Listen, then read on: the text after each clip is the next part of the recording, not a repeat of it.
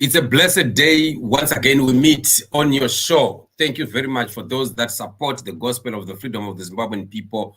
We are here live with Chatufa. We are watching on issues that are happening in our nation, issues around our nation in Africa and the whole world.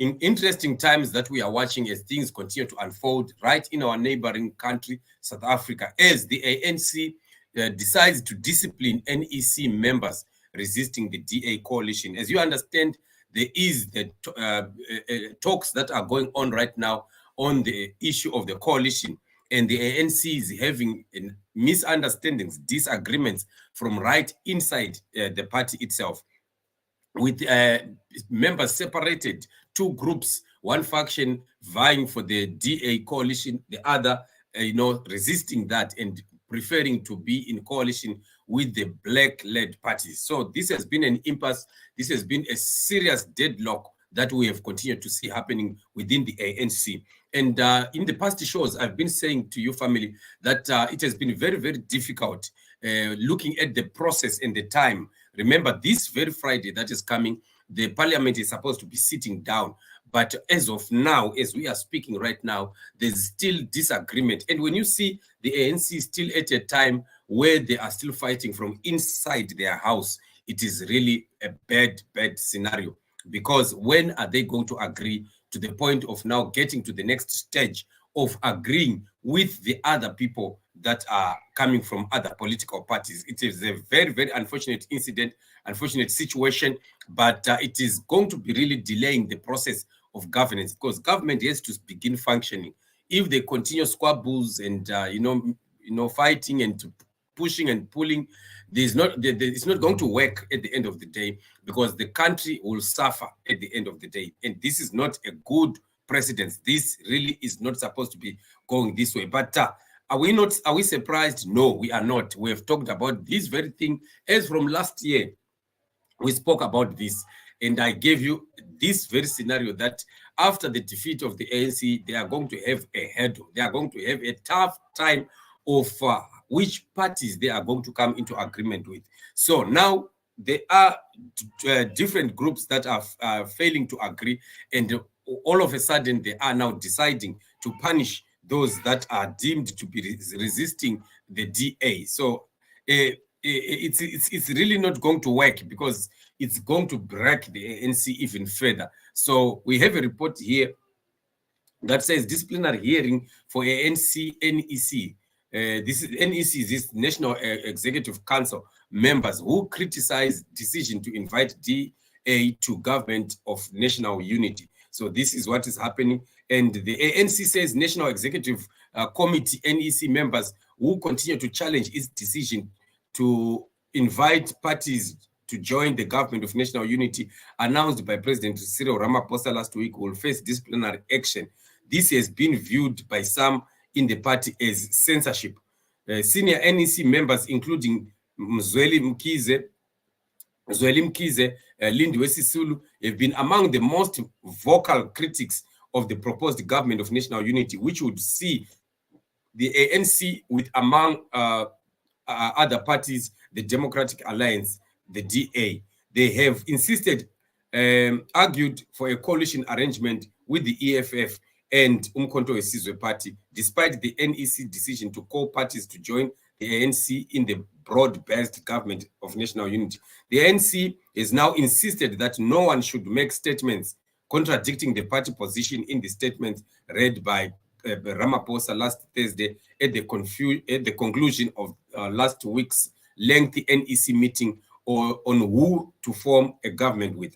In a letter to the NEC members on 5 June, which the Mail and Guardian has seen, ANC Secretary General Fikile Mbalula said the results of the 2024 elections, in which the party national vote share slumped to 40.18% from 57.5% in 2019, had far-reaching implications for the country. The complex situation required maximum discipline, in which NEC members must lead by example, Mbalula said. So this is the letter, and this is the position of the party. But can you see now that there is now some kind of iron fist and dictatorship that is now being used? Because it is the right of those members who disagree to say we don't want to go into coalition with the DA. But like I told you, and I've always been telling you, that the DA is the only party that came, and part of their demands is excludes the removal of President Ramaphosa from the position of power. So the DA did not have any problem with Ramaphosa continuing as president. They have their own other issues that they are bringing to the table. So this is why people like Fikile Mbalula and the other guys who are in that faction, they are pushing for the DA, right? While, of course, on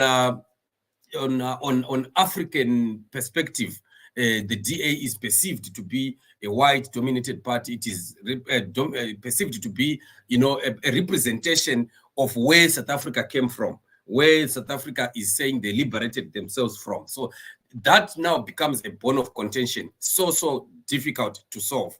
But the ANC of Mbalula and the other faction, they don't want to talk about that issue. They would rather save Cyril Ramaphosa than, go to the parties like EFF and the MK, who are also demanding that they do not need to see Ramaphosa continuously being president in the coming coalition. So it's still a stalemate, and we don't know how far this is going to happen. And by Friday, this coming Friday, this parliament must be sitting, and we don't know what is going to be happening, because we still have the MK also, pulling from the other end, saying they are not coming with their 58 members of parliament, which is a big blow to the House. It's a big blow, that one. And the ANC, of course, have their own MPs, but we don't know what is really going to be transpiring at the end of the day. And we're still watching to see how they are going to finally get to an agreement. But if they are still fighting at this stage, they are still fighting within themselves in the ANC about who exactly to get into coalition with, then it's a problem. It's a big problem, which is very, very far from over.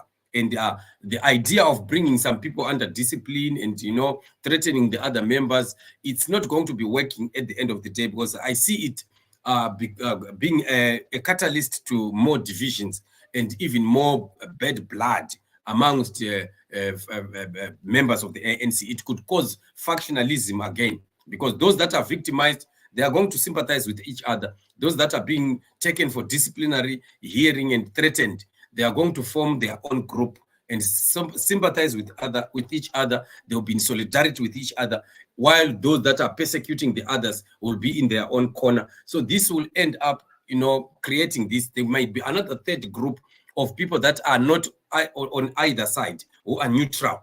And those neutral ones will also have their own group. So you might find that factionalism can end up being very rampant and at a very, very alarming level right inside the ANC. And that is a bad sign. They must ask ZANU-PF how factions destroy the party. And you cannot go far when you have factionalism, because you have people from right inside you who are breaking you from inside, who are destroying you from inside. When you think you have secrets, your secrets are always out. Like what is happening right now, we're going to be talking about some of these issues on the main channel, where we are talking about who is leaking these audios of Wikine Uchivayo. Wikine Uchivayo is talking to people that they are sharing these monies with. Every time that they loot money, they share. So when you are getting so much, when you are getting so much. But out of those people that received those messages, there's somebody who is still leaking the messages out. Who is doing that? So when you find that you now, within your camp, your own camp, you now have some people that are disgruntled and they are working against the very gathering. It's very, very bad. And it might cause the ANC to have a serious shipwreck, that by the time that we are getting to the next elections in South Africa, they may not be able to survive. The ANC might end up even getting less than what they got in this very election, and which is a very high possibility. Let me not begin to predict what will happen to them again.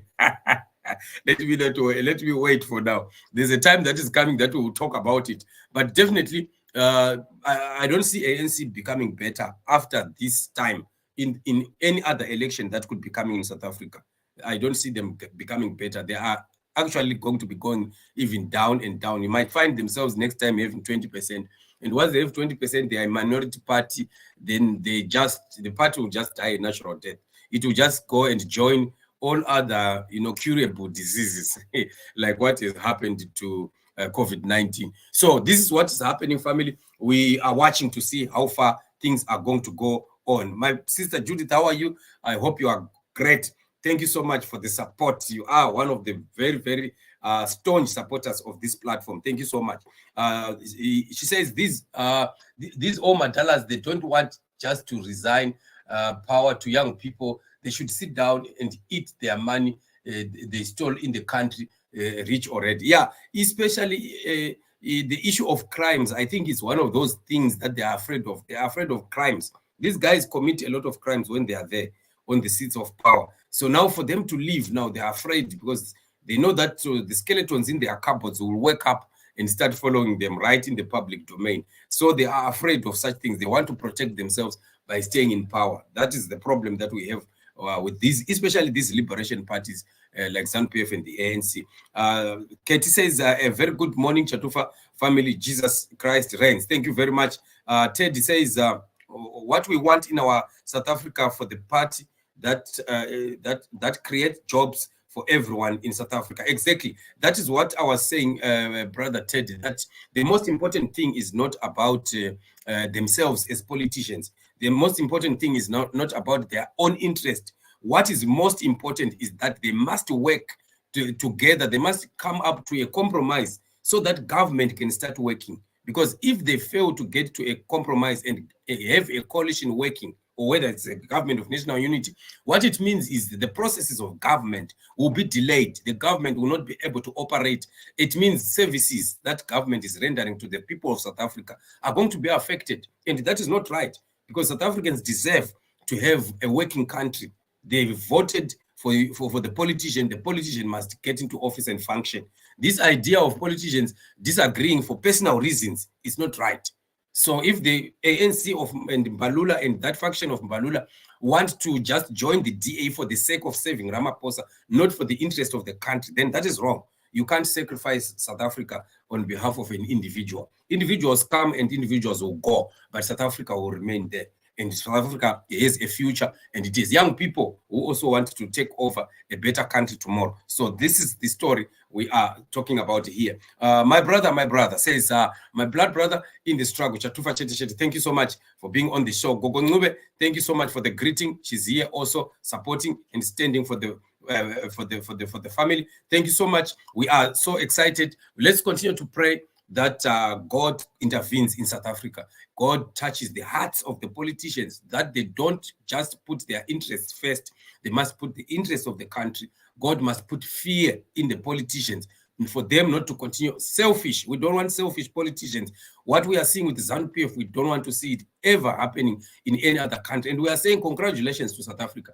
You must be at a stage that you are beginning now to have a country that would work for the people of South Africa, because you have quickly managed to castrate this animal called a Liberation Party of ANC before they grew horns like what we have seen in our own situation.